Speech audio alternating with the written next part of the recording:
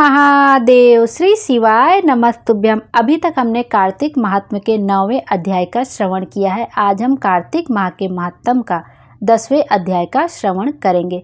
कार्तिक माह का महीना वैसे भी बहुत पवित्र और पावन माना जाता है। इस महीने में कहा जाता है कि यदि हम सच्चे दिल से कार्तिक माह के महात्म्य के सभी अध्यायों का श्रवण करते हैं और अपनी जो भी कामना होती है वो भगवान विष्णु से कहते हैं तो हमें मन वांछित फल की प्राप्ति होती है। यदि आप कार्तिक स्नान रोज नहीं भी कर पा रहे हैं तो आप कार्तिक मास के स्नान की कहानियाँ पढ़ के और कार्तिक माह के महात्म्य को श्रवण करके भी कार्तिक स्नान का पुण्य फल प्राप्त कर सकते हैं। आपको कार्तिक स्नान के बराबर ही पुण्य फल प्राप्त होता है। इस माह में दीपदान करना, स्नान करना, विष्णु पूजा करना और तुलसी जी की पूजा करना बहुत ही अधिक महत्व होता है। इस माह में तुलसी जी का पूजा करना।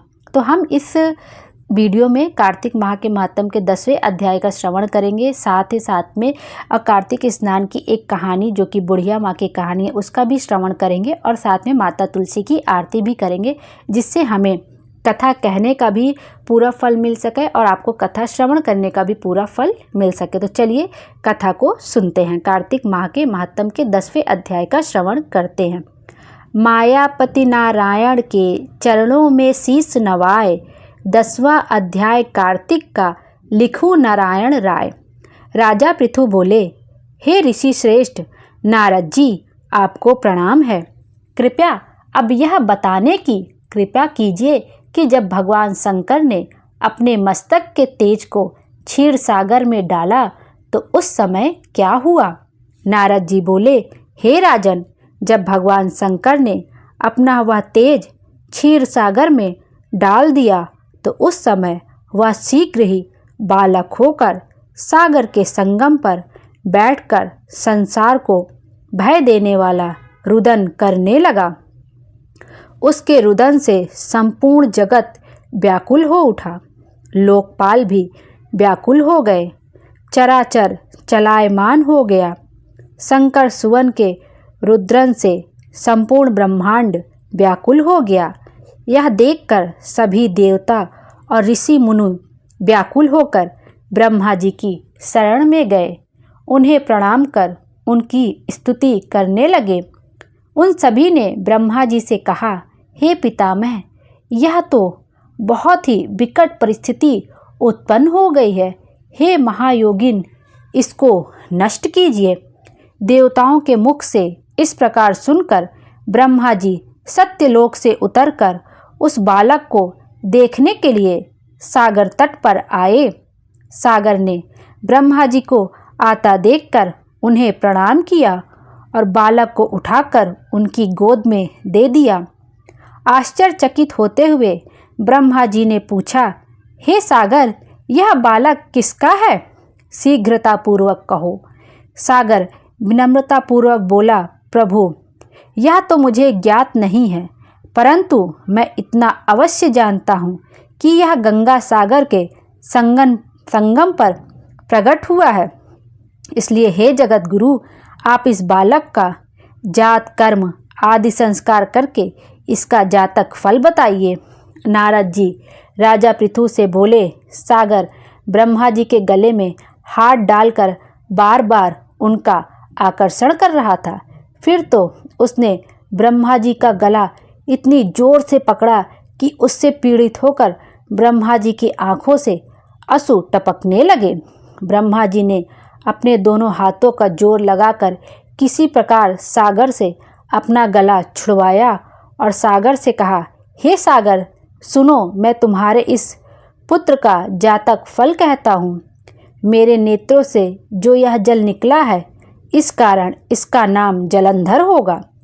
उत्पन्न होते ही यह तरुणावस्था को प्राप्त हो गया है, इसलिए यह सब शास्त्रों का पारगामी, महापराक्रमी, महावीर, बलशाली, महायोद्धा और रण में विजय प्राप्त करने वाला होगा। यह बालक सभी दैत्यों का अधिपति होगा। यह किसी से भी पराजित न होने वाला तथा भगवान विष्णु को भी जीतने वाला होगा। भगवान शंकर को छोड़कर यह सबसे अवध्य होगा। जहाँ से इसकी उत्पत्ति हुई है यह वहीं जाएगा। इसकी पत्नी बड़ी पतिव्रता, सौभाग्यशालिनी, सर्वांग सुंदरी, परम मनोहर, मधुरवाणी बोलने वाली तथा शीलवान होगी। सागर से इस प्रकार कहकर ब्रह्मा जी ने शुक्राचार्य को बुलवाया और उनके हाथों से बालक का राज्याभिषेक कराकर स्वयं अंतर्ध्यान हो गए। बालक को देखकर सागर की प्रसन्नता की सीमा न रही। वह हर्षित मन से घर आ गया। फिर सागर में उस बालक का लालन पालन कर उसे पुष्ट किया। फिर कालनेमी नामक असुर को बुलाकर वृंदा नामक कन्या से विधि पूर्वक उसका विवाह करा दिया। उस विवाह में बहुत बड़ा उत्सव हुआ। श्री शुक्राचार्य के प्रभाव से पत्नी सहित जलंधर दैत्यों का राजा हो गया। इस प्रकार से कार्तिक माह के महात्म्य का 10वां अध्याय यहीं पर समाप्त होता है। इसके बाद हम कार्तिक मास के 11वें अध्याय का श्रवण करेंगे। उससे पहले हम यह बुढ़िया माता की स्नान की कहानी पढ़ेंगे, जिसको पढ़ के हमें भी कार्तिक स्नान का फल प्राप्त होगा। वैसे तो कार्तिक स्नान में बहुत सी सारी रोचक कहानियां हैं और उनमें से ही यह एक कहानी है। कहते हैं एक गांव में गरीब बुढ़िया रहती थी। उसका अपना सगा कोई नहीं था। वो दिन रात कान्हा जी के भक्ति में लीन रहा करती थी और रोज़ सुबह गंगा स्नान करने जाती थी। उस निर्धन बुढ़िया की भक्ति से भगवान कृष्ण बहुत ज़्यादा खुश थे और वो खुद उसकी कुटिया की खिड़की पर एक कटोरे में खिचड़ी रखकर रोज़ चले जाते थे, जिसे कि वो बुढ़िया नहाकर आने के बाद खा लेती थी। बरसों तक ये सिलसिला चलता रहा, लेकिन उसकी पड़ोसन को इस बात की काफ़ी जलन थी। एक दिन जब बुढ़िया नहाने गई थी और कृष्ण जी उसके घर की खिड़की पर खिचड़ी रख कर गए, तो वह दुष्ट पड़ोसन ने वो खिचड़ी का कटोरा घर के पिछवाड़े फेंक दिया। जब गंगा स्नान के बाद बुढ़िया घर लौटी तो उसे वहाँ कटोरा मिला ही नहीं। बुढ़िया बहुत दुखी हुई और भूखी ही रह गई। पड़ोसन ने यह सब देखकर बहुत खुश हुई, लेकिन जहाँ उसने खिचड़ी फेंकी थी वहाँ पर एक पौधा उग आया और उसमें 2 सुंदर सुंदर फूल खिल गए, जिनकी सुगंध काफ़ी अलग थी। एक बार राजा उधर से गुजरे तो उन्हें वो सुगंध काफ़ी अच्छी लगी।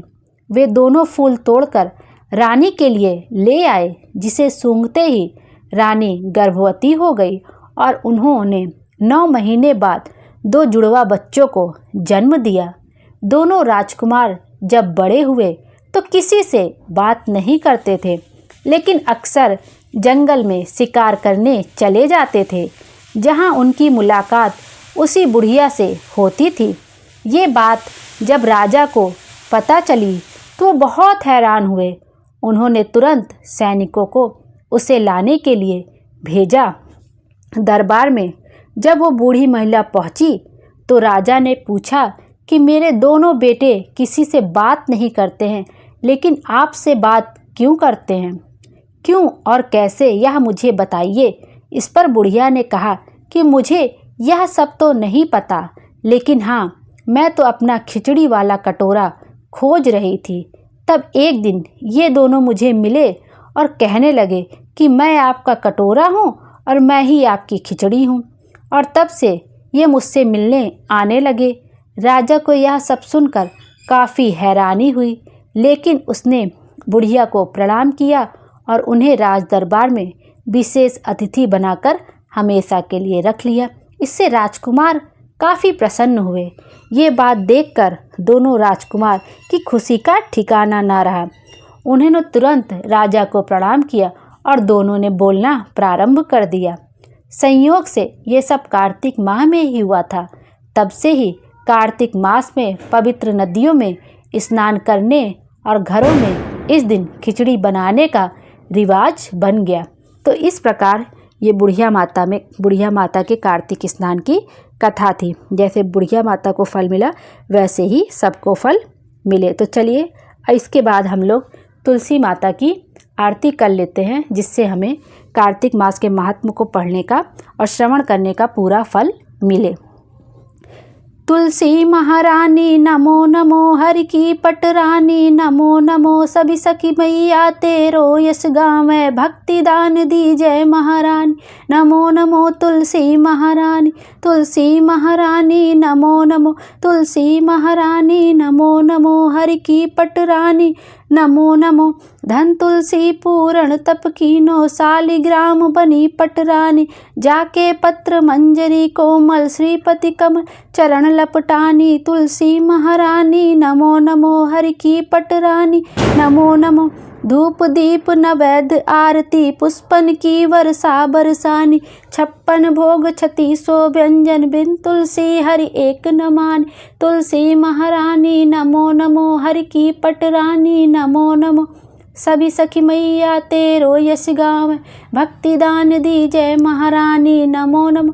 तुलसी महारानी, तुलसी महारानी नमो नमो, हरि की पटरानी नमो नमो। जय हो तुलसी मैया की, सबकी झोलियाँ ऐसे ही खुशियों से भरे रहिएगा। मुझसे तुलसी आरती कहने में एक कड़ी गलत हो गई है, तो उसके लिए मुझे क्षमा कर दीजिएगा। जो मुझे बाद में कहना था वो गलती से मैंने पहले बोल दिया है, तो उसके लिए मैं क्षमा प्रार्थी हूँ। और यदि मुझसे कथा कहने में कोई त्रुटि हो गई हो, भूल चूक हो गई, तो मुझे क्षमा कर दीजिएगा। भोले बाबा हम सब की मनोकामना पूरी करे और हमारे जीवन को खुशियों से भर दे। Thank you.